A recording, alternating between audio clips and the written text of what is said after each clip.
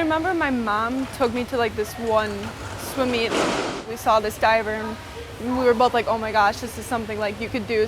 Ever since that day in 7th grade, Carly Woodall has spent a lot of time both up there and down there. Very athletic, very powerful, very coachable, willing to learn, and very, very self-motivated. Carly has to be, considering the pool she comes to for practice in Mosinee is almost an hour from her home in Tomahawk. So I always come here down like 3 times a week maybe, and then I was also like traveling to Ladysmith on Monday nights too, which is a long drive. There are no pools with diving boards in Tomahawk.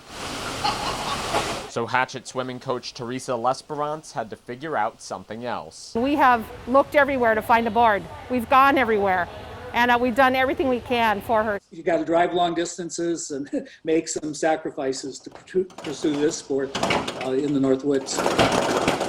Carly is certainly no stranger to sacrifice after knee injuries turned her life upside down.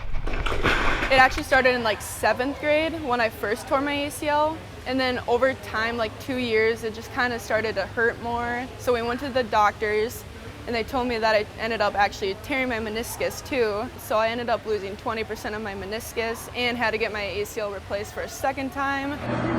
That second ACL tear kept her from competing for a whole year. When she got back in the pool, she could hardly even kick. She was in the pool and she was pulling. She pulled for a whole season, never used her legs. None of that stopped her from getting back on the board for her junior year. You know, if we have a little twinge in the knee, she still continues to work. And I don't think she's ever skipped a practice. Every rehab session, every car ride, every dive led her to Madison, where she placed in the top 10 at last fall's D2 state dive meet. A lot of divers would have just kind of given up, I think, given the hindrances that we've had. Just being able to do the sport and something I love, I'm just very grateful for. And when the road to get here has already been so long, what's another 90 minutes in a car? I feel like a lot of times we take stuff for granted.